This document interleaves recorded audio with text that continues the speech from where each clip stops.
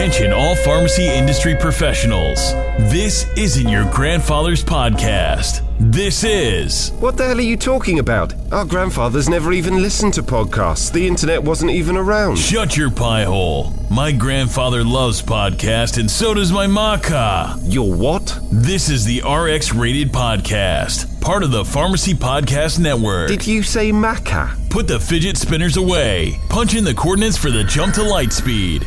And do or do not. There is no try. What kind of asshat introduction is this? The podcast dedicated to all the pharmacy professionals in this crazy sector of healthcare.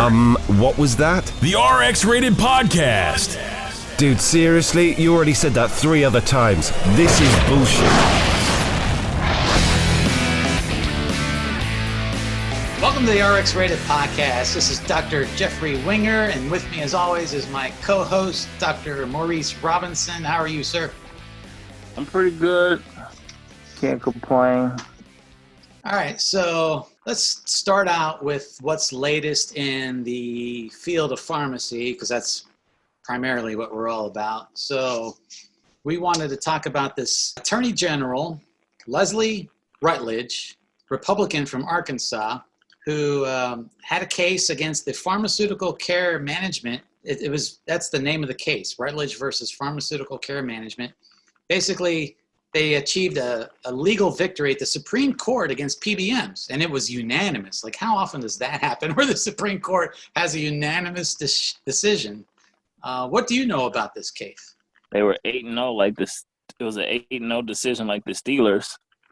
Well, until your Bills beat them undefeated. But, I mean, I think, this was huge because it was like a historic victory, especially for independent pharmacies that confirmed the right that states, have the right to regulate these PBM for, to give fair transparencies against, kind of the billing practices, the illegal billing practices, so that everybody knows what's being reimbursed. I forgot what the drug was.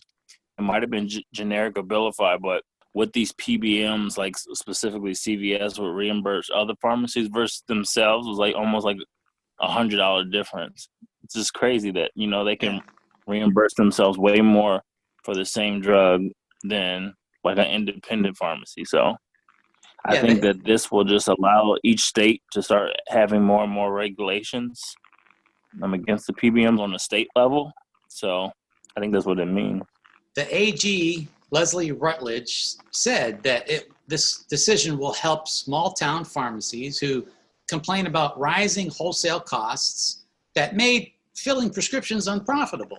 And she was asked, if this will lead to higher drug prices due to more PBM regulation. And she said it should, in fact, decrease drug prices. But did she explain how it's going to decrease drug prices? I guess with less regulation? Well, from what I kind of understand, because it's so hard to understand PBMs, I know in order for like certain drugs to be on formularies, if you want to be on the formulary for, let's say, CVS, you have to have a rebate, right? So then these drug companies are giving rebates to the PBMs, but then in turn to compensate, increase the cost of the drug. So if rebates and stuff like that becomes illegal, then, the drug prices might drop.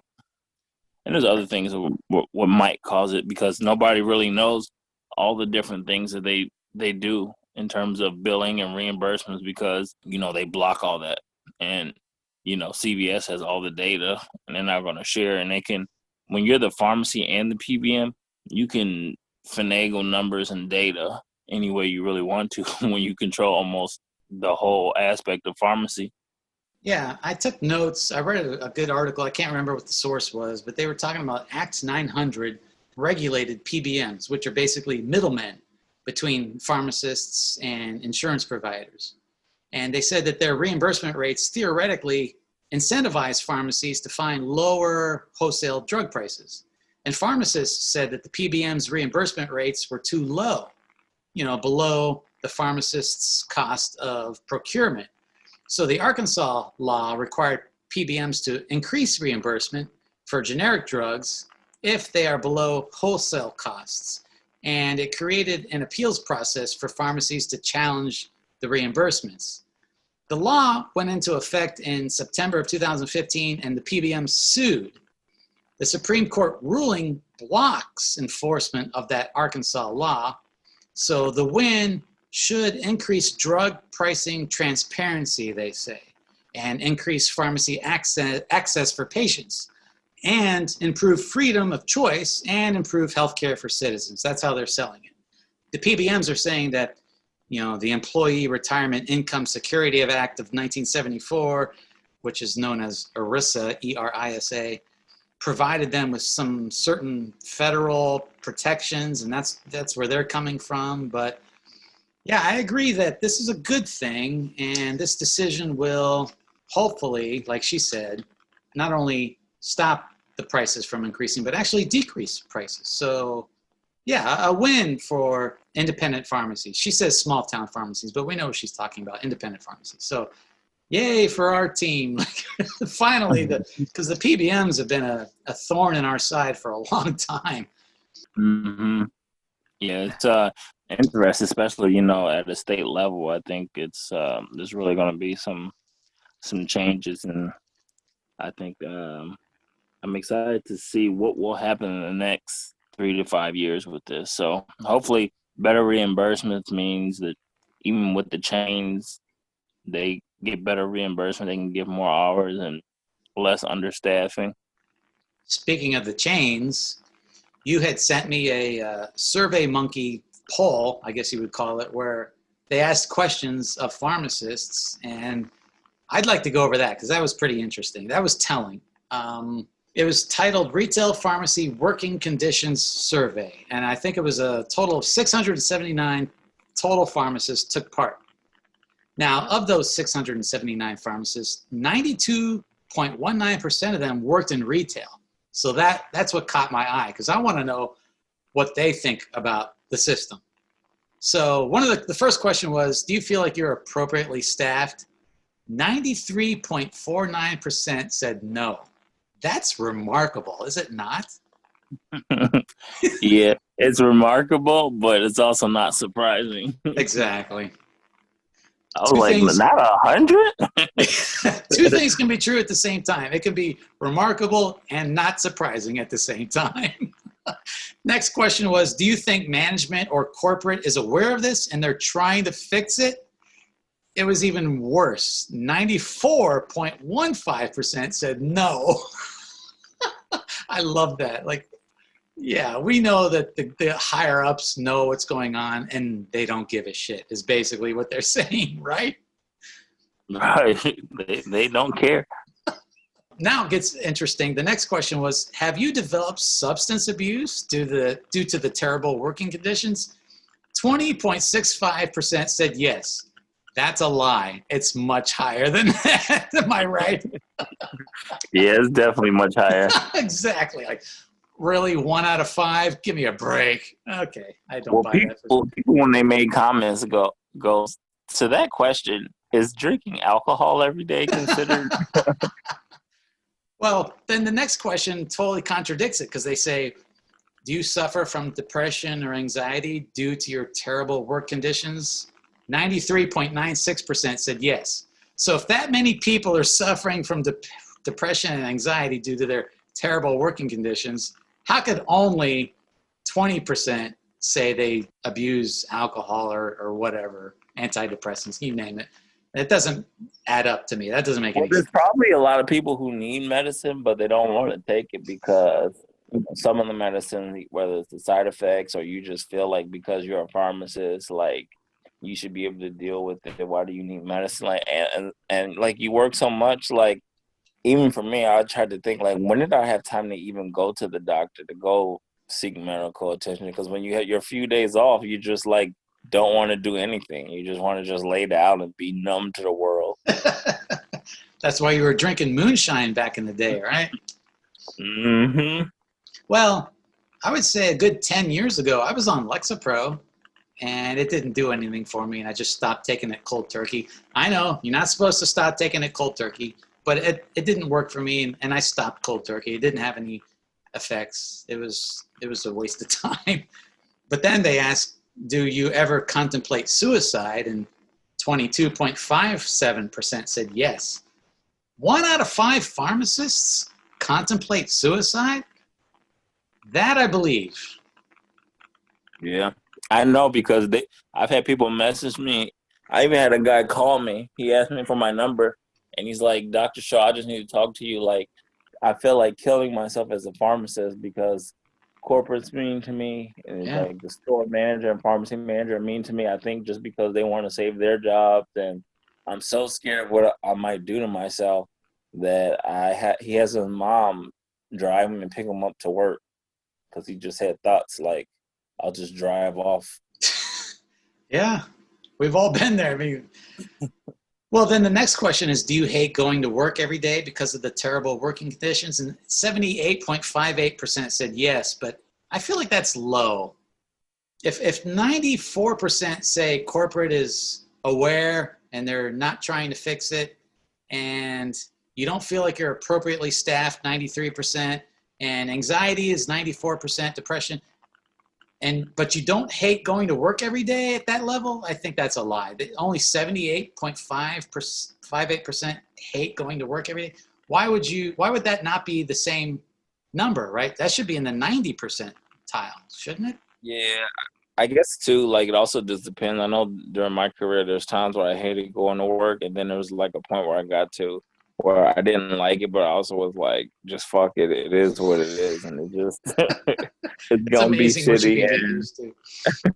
yeah, you just get used to it. It's like, people used to be like, oh my God, because we would do like 1,800 flu shots for like 1,090-day Oh. prescriptions, and anybody who would come through was like, this place is a madhouse. How are you so calm? I'm like, I'm just used to bullets flying past my head every day. It's just, It reminds me of The Simpsons when Principal Seymour Skinner, because he was a Vietnam veteran, and he was like in Deer Hunter with Robert De Niro and Christopher Walken, and they're in these cages underwater, and just the conditions are so horrible. And in The Simpsons, Seymour Skinner, the principal, was lamenting the fact that he couldn't get a certain stew right because he was so traumatized by his time in Vietnam that he was so accustomed to the stew, and now that he's free in America, he laments the fact that he can't get that stew just right. It's amazing, in other words, what people can get used to. Like the Count of Monte Cristo. He was in prison for, I think it was 13 years, and he slept on a hard floor. So once he discovers the gold and becomes a wealthy man, he still sleeps on the floor, even though he's got a king-size bed all to himself because he's just been so used to that for so long. You know what I'm talking about? You listeners, you movie-savvy people, you know what I'm talking about, right? Like, you get so used to shitty conditions that it doesn't even bother you anymore. It's amazing what people can get used to, in other words. Imagine how difficult it is for me to go through life with those kinds of insane references all the time, staring at blank faces. Next question is, does management or corporate constantly contact you regarding metrics on your time off? 35.7% said yes. So over a third of pharmacists are contacted on their days off regarding metrics. Well, it's probably higher because I think, I guess I got to look at the survey, but you didn't have to necessarily be a pharmacist to answer it. So, like you could have been a technician. I thought it was 679 total pharmacists that took part in the poll. Yeah, it was retail pharmacy, but I have to look at it. I think it was for anybody who worked retail because there were some people who in the comments talked about being a technician. So, okay. I mean, yeah, I think that's why, but that's probably higher. But still, even if you assume that was all pharmacists, I'm sure some of those were no because they were technicians, but so it's probably higher. The last question is a little enigmatic to me. They say, do you ever fear for your safety? And 72.08% said yes. Now, what do you think they're talking about? Do you fear for your safety? That, like, people are going to hold up the pharmacy and put a gun to your head and demand all your oxycodone? Like, what are they talking about? I think a lot of people just fear for their safety because they're so understaffed and customers get so loud. You know how they yell? Some people just fear like a customer may attack them. Like for me, I never feel like that because I'm bigger and I'm a male. Most people just same here. they'll yell, but they're not gonna actually come across. But you know how many people aren't like our stature, or maybe a Not female. only They are just they not going to people come start across, yelling. but half the time I'm thinking I'm going to come across the counter and beat the crap out of you. I always used to joke. I never in my life ever thought it's okay to hit a woman until I worked pharmacy, because there's been a couple Karens. I was like, oh my gosh, I just want to Rick James you so bad. Rick James. Or Ike Turner. Ike Turner would be a good one. I covered this stuff. That's funny. So, along those same lines, our pet peeve for this podcast, we are going to talk about metrics. So, I got some questions about metrics. They're stupid. The importance of metrics changes over time, apparently. Like, for a while, they're all about promised wait time and how long it takes you to answer the phone. But then I'm hearing, no, they don't care about that anymore. Now they want to know if you're telling people to sign up for 90 days or if you're making the phone calls to sign up for a delivery or whatever. So it appears that the metrics that they focus on change over time. Do you find that to be true? Yeah. That's why metrics are stupid, because you just basically focus on one metric until they go on to another metric. Like, so many times they'll focus on one thing and then 2 months later, they don't even care about that anymore. Yeah, exactly. What's that all about? And then some of it is stupid. Like, they're like, well, your hours are based on how many prescriptions sold. But to get all the prescriptions, like the manpower required is not just based off the sold. Like, just because we don't sell something, like, what I'm saying, it doesn't add up. Like, your manpower should be based off all the prescriptions you fill, whether you sell them or not. When they were focusing on like how long it takes you to answer the phone or how long you have someone on hold, my whole thing was, am I the only one that hears the phone ringing? Because no one answers the phone. My text will walk right past it like they don't hear it. I'm like, guys, they're measuring how long it takes us to answer. This thing's been ringing for 35 seconds. Can someone please answer the phone? They're going to come down on us. Promise wait time. I love this when I come in and there's stacks from the previous shift of promise wait times that have clearly not been done. Otherwise, they wouldn't be on the counter. The printer, I understand, won't stop regurgitating these leaflets, but if you don't have enough help, you can't meet promise wait time or answer the phone or take time at the register to ask about texting. Like, it's the text job at the register to ask about texting. And do you want a 90-day fill? And of course, the customer always changes their mind. And then the doctor, if you want a 90-day fill, well, the doctor's got to fill it for 90 days. Otherwise, we can't fulfill that request. There's so many factors. Auto refill is a pain in the ass because they sign up for that and then the computer refills it way too soon. And then you've got tons of stuff backing up in the will call bin, which you have to do on the delete list. And it's like, why did I waste time filling all these prescriptions if they're not going to pick it up and now I got to put it back on the shelf? It's just madness. Yeah, like the phones are stupid. One, they look at the wrong thing. They shouldn't be looking at phone wait time. They should be looking at how many phone calls actually come into the pharmacy. Yeah. Second of all, there should be a staff to phone ratio, because last place I worked, there was 8 phones, but only 2 people. That doesn't make sense. Like, nobody can answer. 2 people can't answer 8 phones at once. We can park 8 phones, but we can't answer 8 phones. And then it's stupid because every metric that corporate has, all people do is things to get around them. Like, for example, for wait time, instead of just letting the phone ring, you pick it up and park it. So then it doesn't look like the person's been on hold the whole time. So you're not really answering the phone any sooner, to improve customer service. You're just parking them to get around a metric. Or sometimes, like, they would take certain prescriptions at the end of the night and put them in as waiters and fill them real quickly just to improve the wait times. Like, you're not actively doing things to try to improve true waiters. You're just manipulating the system to meet a metric or goal. So that's why I just think it's just stupid. Yeah, my former partner would save a lot of prescriptions for the end of the day. and then tell the tech, all right, just scan these all as waiters.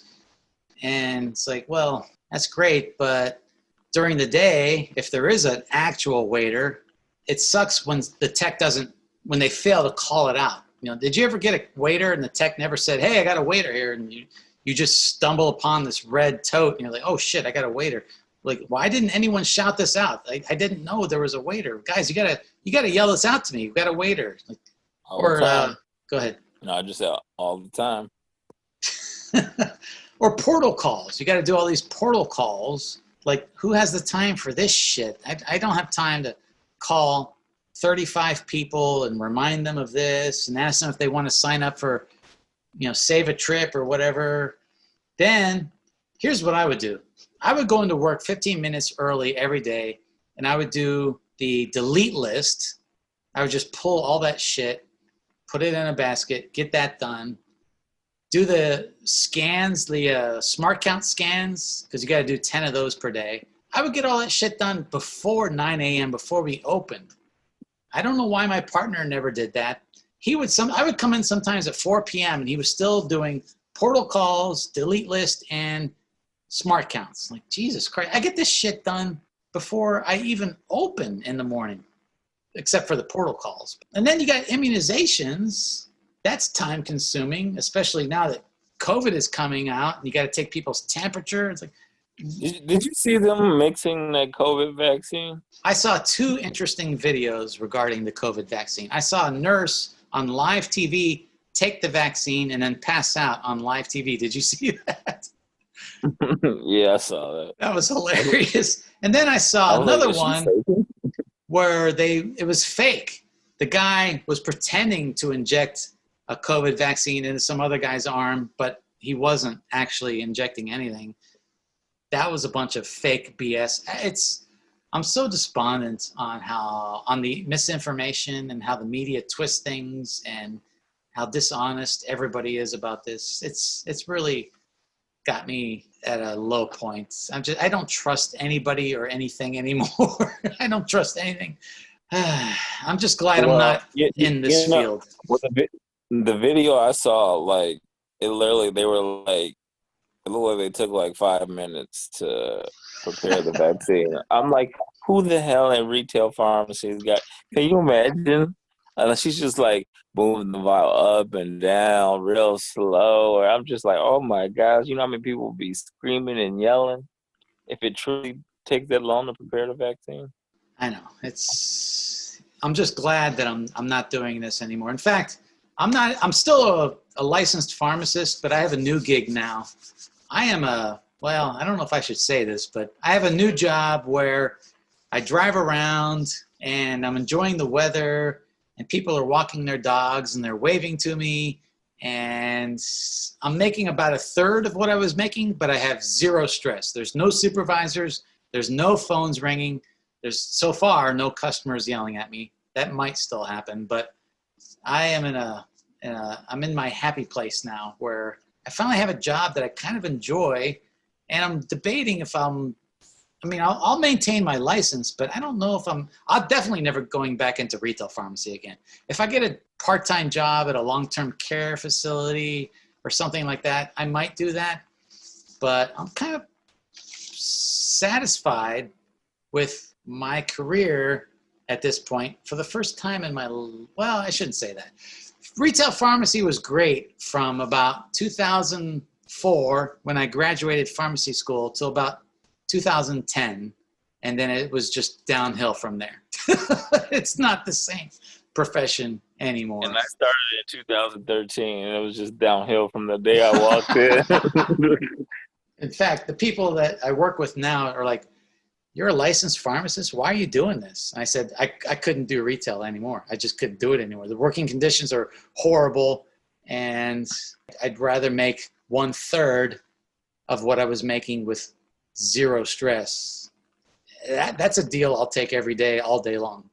At this point, I've paid off my school loans. I've paid off my car. I've got about 6 more months on my mortgage, and then that's done. Like, why do I need to suffer to make $51, $52 an hour? Nah, I'm good.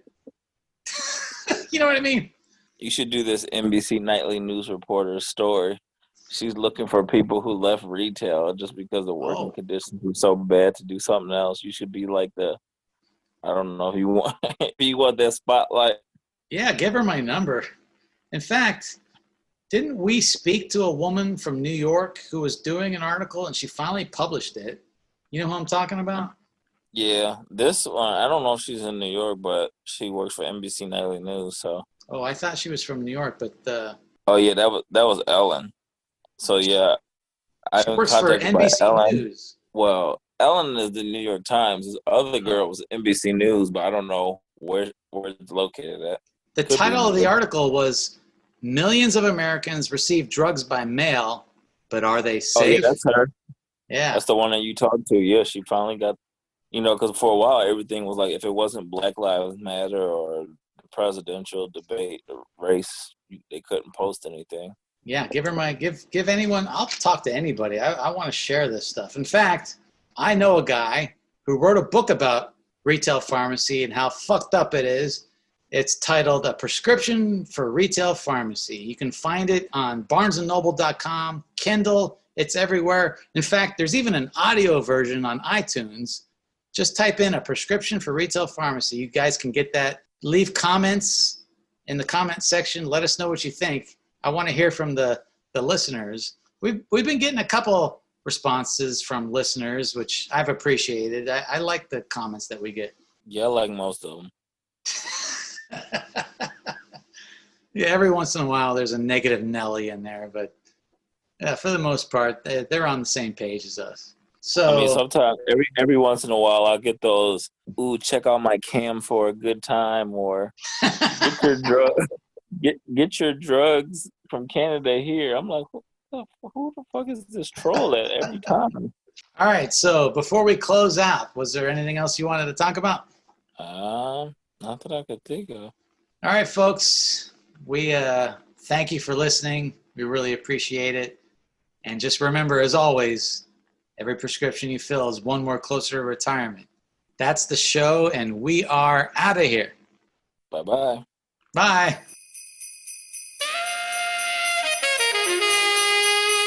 Yes, them jingle bell tassels was a good idea, baby. Is that Santa Claus? Is that Santa? What are you doing awake? Where's Santa? He ain't here. Aww. What do you want to see Santa for anyway? Santa's cool. Oh, Santa's cool? Yeah. I'll show you what's cool. Fellas.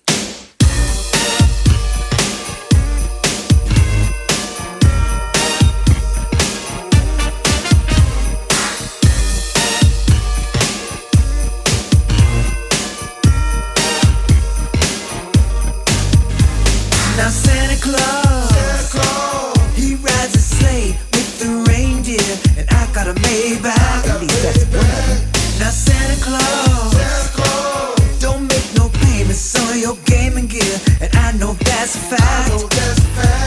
And Santa Claus, he wears that big red suit and big old boots, don't compare to Italian suits. And Santa Claus, he didn't get to them expensive shoes that you wore to school. I'm cool, cooler than Santa Claus. Santa Claus ain't cool as me. I'm cooler than Santa Claus. I can hear the air singing.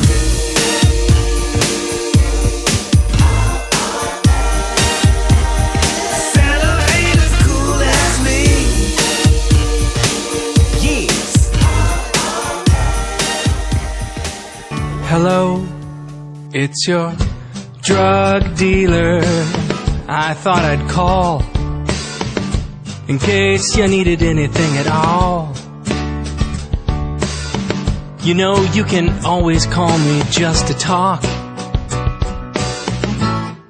but I mostly want to sell you drugs. Drug dealer.